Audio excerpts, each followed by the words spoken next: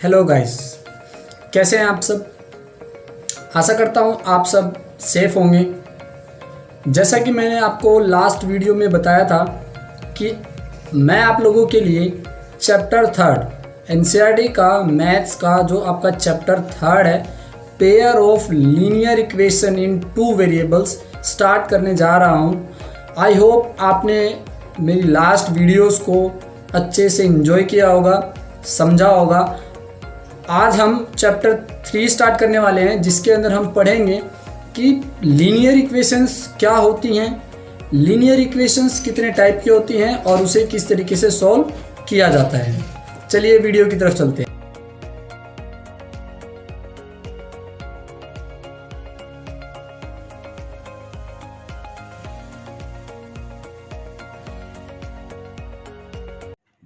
Hello students,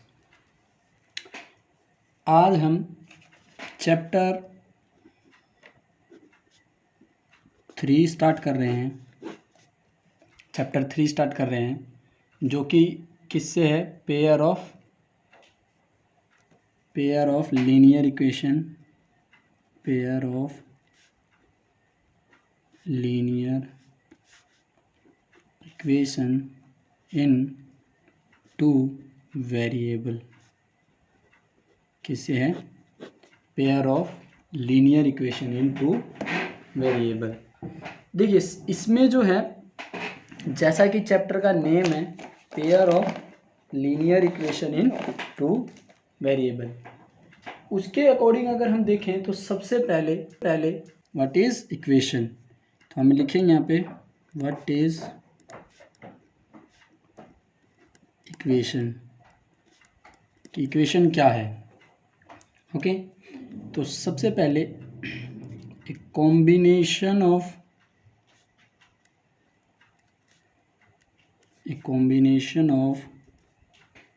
constant and variable, combination of constant and variable by variable connected, हमको क्या लिखना है यहाँ पे, कनेक्टेड बाय 4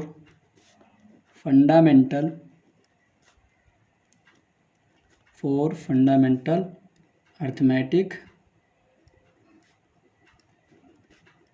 अर्थमेटिक फंक्शंस और operation such as plus, minus, multiply and divide is called equation. कि equation क्या होती है, हमने यहाँ पे लिखा है a combination of constants and variable connected by 4 fundamental arithmetic operation such as plus, minus, multiply, divide, जो है ये आपको, उनको हम क्या कहते हैं, इक्वेशन कहते हैं। चलिए अब इक्वेशन में हम सबसे पहले जानते हैं कि what is linear equation. Linear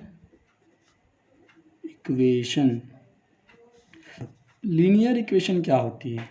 देखिए लीनियर इक्वेशन वो इक्वेशन होती है जिसमें वेरिएबल की मैक्सिमम पावर कितनी हो, 1 हो, जिसमें वेरिएबल की मैक्सिमम पावर कितनी हो, 1 हो। ठीक है, जैसे मैं आपको लिख के बताता हूँ, that is ax plus by plus c equal to क्या है, 0। ठीक है, ये आपके एक लीनियर इक्वेशन का टाइप है, जिसके अंदर क्या है, आपके वेरिएबल्स की मैक्सिमम पावर कितनी है, 1 है, इनकी पावर कितनी है, 1 है। इसको हम क्या बोलते हैं, लीनियर इक्वेशन। बट ये एग्जांपल जो है वो किसका है, linear equation in two variable का। इसमें कितने वेरिएबल्स हैं, एक एक्स और एक क्या है, वाई है।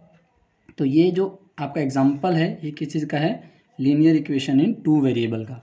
अगर लीनियर इक्वेशन इन 1 वेरिएबल हो तो उसका एग्जांपल कैसा होगा, जैसे मान लीजिए हम लिखते हैं 5x प्लस 18, क्या है हमारे पास, 5x plus 18 equal to 3 plus 4x। ये आपका एग्जांपल किस चीज़ का है, linear equation in one variable का। ओके, तो इसमें कोई भी एक वेरिएबल होगा, जैसे हम लिख लेते हैं ए एक्स प्लस बी, क्या है हमारे पास ए एक्स प्लस बी, और सी या फिर जो भी आपका A x plus B is equal to zero. यहाँ पे आपका एक्स जो है वो वेरिएबल है, ए जो है एक्स का कोफिशिएंट है, एंड बी आपका क्या है, कांस्टेंट टर्म है। ठीक है, ये जो आपका एग्जांपल है किस चीज़ का होगा, ये होगा आपका linear equation in one variable की जनरल फॉर्म होगी। क्या होगी, जनरल फॉर्म होगी। ठीक है, ये आपकी linear equation in one variable की क्या होगी, जनरल फॉर्म होगी।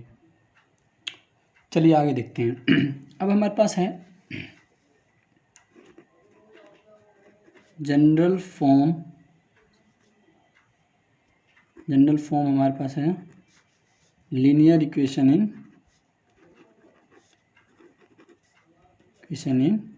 टू वेरिएबल की, टू वेरिएबल।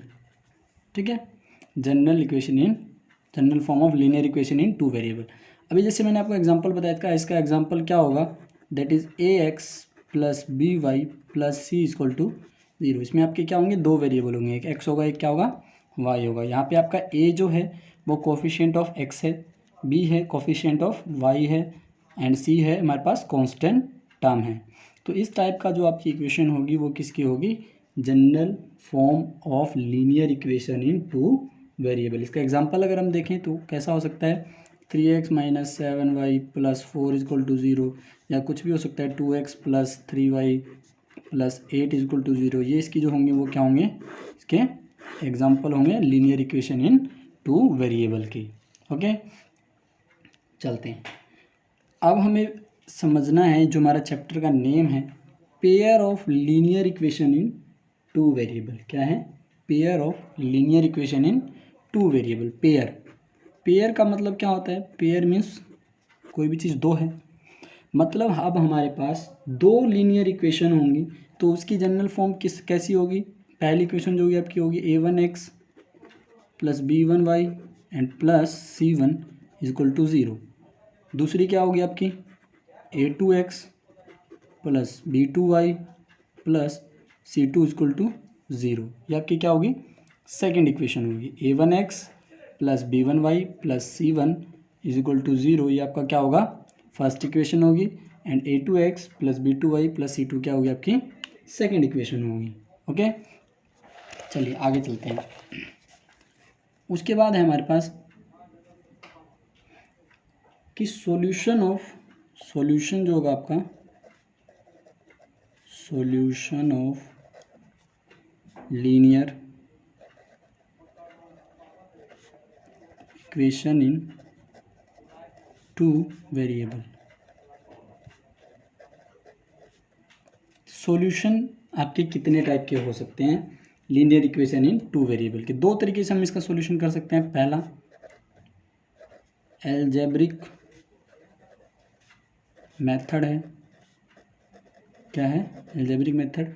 एल्जेब्रिक मेथड के अंदर हम क्या करते हैं, plus minus divide multiply bracket वगैरह जो भी है हमारा, इसको सॉल्व करके हम क्या करते हैं, हम सॉल्यूशन फाइंड करते हैं। दूसरा हमारे पास क्या होता है, यहाँ पे बी में क्या है हमारे पास, ग्राफिकल मेथड है। क्या है, ग्राफिकल मेथड, जो आपने क्या किया है 9th क्लास में सीखा है, linear equation in one variable वाले चैप्टर के अंदर, जो आपका चैप्टर 3 और 4 के अंदर था।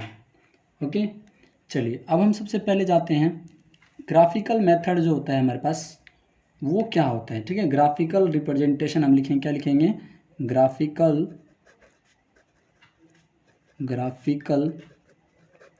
Representation of pair of linear equation in two variable. Okay, जो ग्राफिकल रिप्रेजेंटेशन होगा pair of linear equation in two variable का, ये हमको समझना सबसे ज़्यादा ज़रूरी है। इस चैप्टर में सबसे ज़रूरी टॉपिक जो है आपका यही है कि ग्राफिकल रिप्रेजेंटेशन जो होगा आपका pair of linear equation in two variable, अगर आपको ये 3 चीज़ें समझ में आ जाएंगी, इसके अंदर तीन टाइप के क्या हैं, ग्राफ्स हैं, अगर आपको ये 3 ग्राफ समझ में आ जाएंगे तो आपको ये चैप्टर लगभग समझ में आने लग जाएगा। तो सबसे पहले जो हमारे पास इंटरसेक्टिंग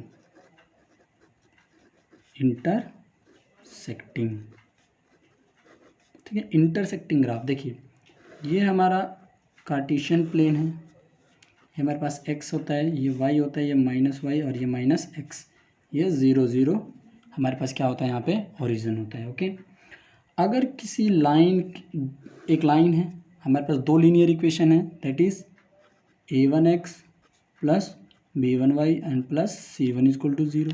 मान लीजिए इस लाइन की जो आपका जो ग्राफ बन रहा है, आपका ये ग्राफ बन रहा है, ठीक है, जब आपने कार्टेशियन प्लेन में बनाया। और जो आपकी सेकेंड इक्वेशन है that is a2x plus b2y and plus c2 equal to 0, इसका आपका ऐसा ग्राफ बन रहा है।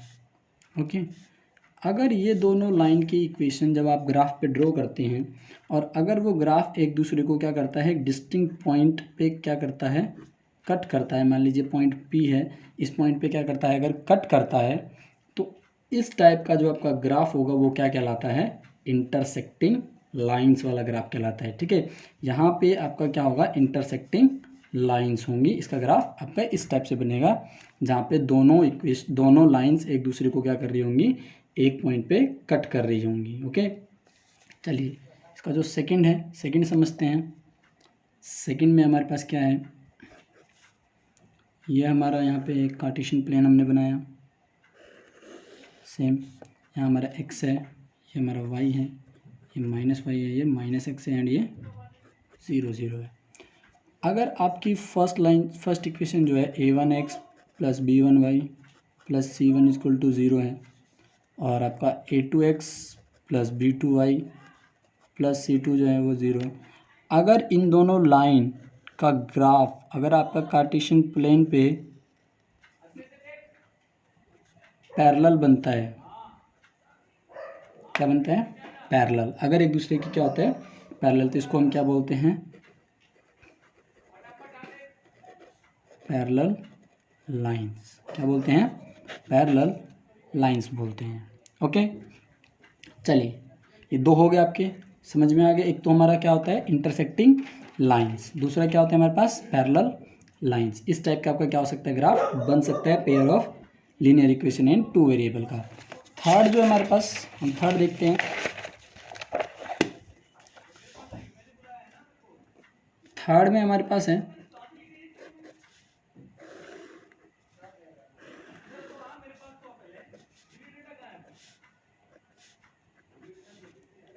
x y -x 0 0 origin. मान लीजिए अगर आपका a1x plus b1y plus c1 equal to 0, ठीक है, इसका जो आपका ग्राफ है आपका ऐसा बनता है, एक लाइन ड्रॉ होगी। सेकंड जो आपकी इक्वेशन है a2x plus b2y plus c2 equal to 0, अगर इसका ग्राफ आपका इसी लाइन के ऊपर ही बनता है, ओवरलैप होता है, क्या होता है, अगर आपका ओवरलैप होता है तो इस टाइप की जो लाइंस होंगी, उसकी जो इक्वेशंस होंगी वो कैसी हो रही होंगी, कैसा ग्राफ बना रही होंगी, कोइंसिडेंट। कैसा बना रही होंगी, कोइंसिडेंट लाइंस। ठीक है, क्या बना रही होंगी, कोइंसिडेंट लाइंस।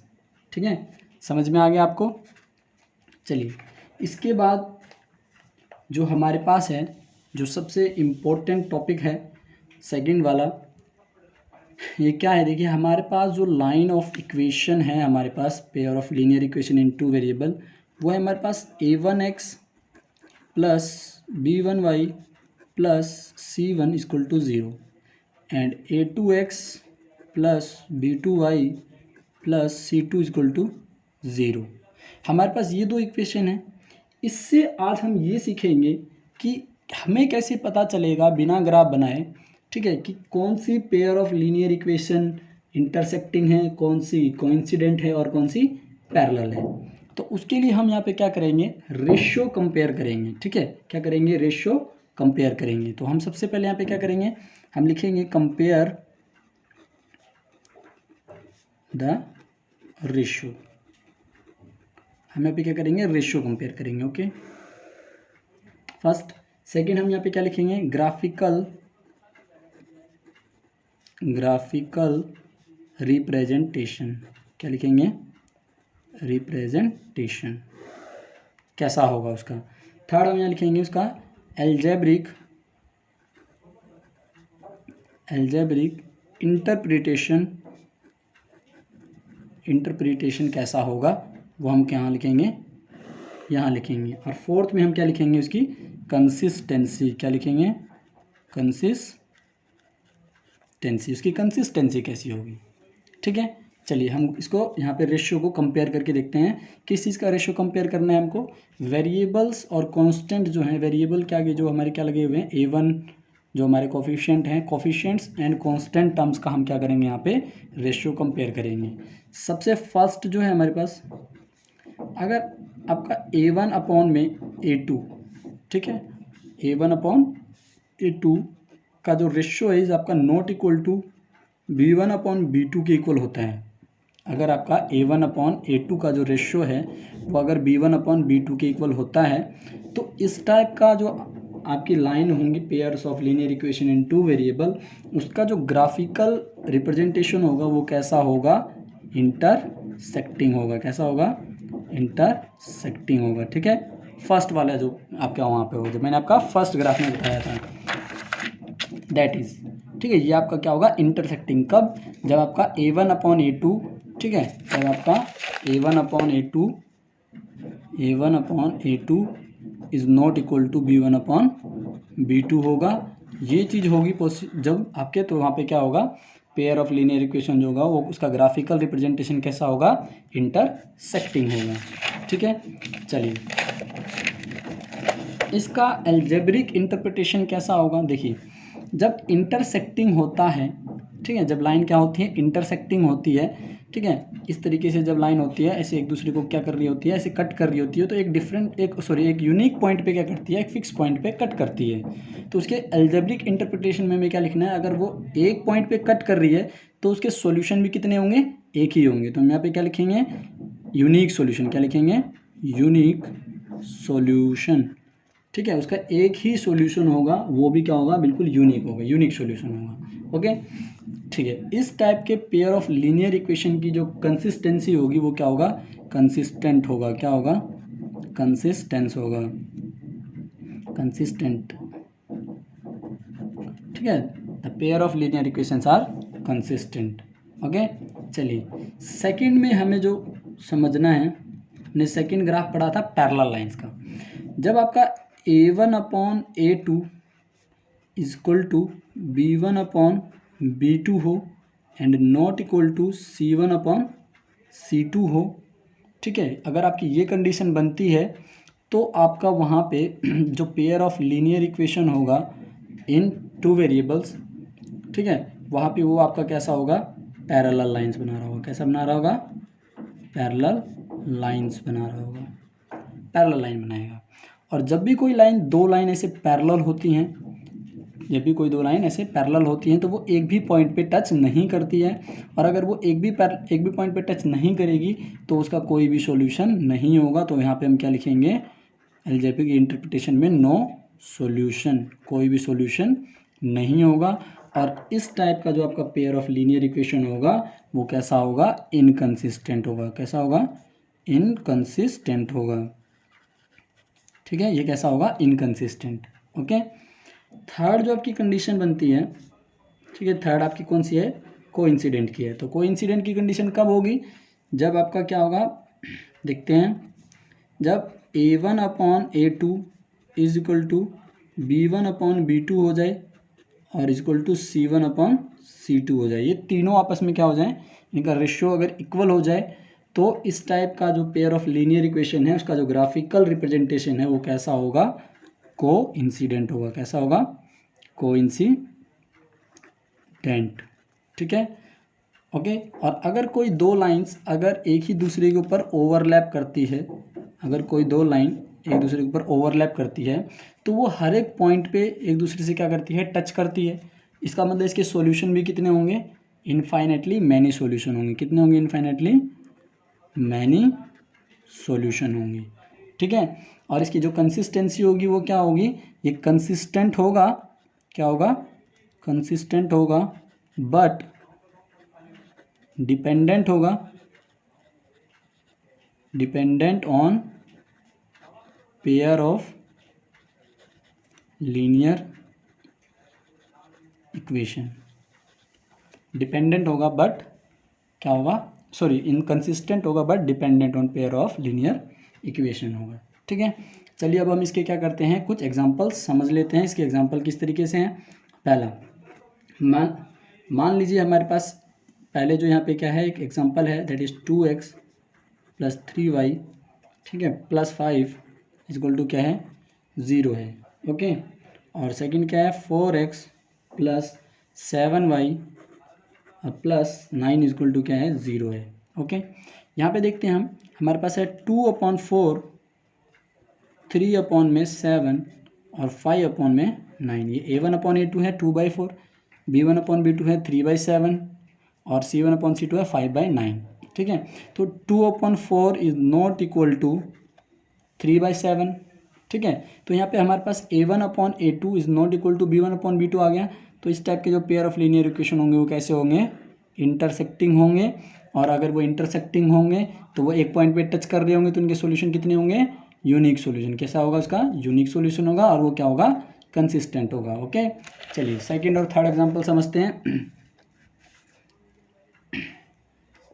सेकंड में हमारे पास क्या था, एग्जांपल हम लेते हैं 2x + 3y + 8, ठीक है, 4x + 6y + 18 = 0 यहाँ पे देखिए हमारे पास 2/4 = 3/6 इज नॉट इक्वल टू 8/18।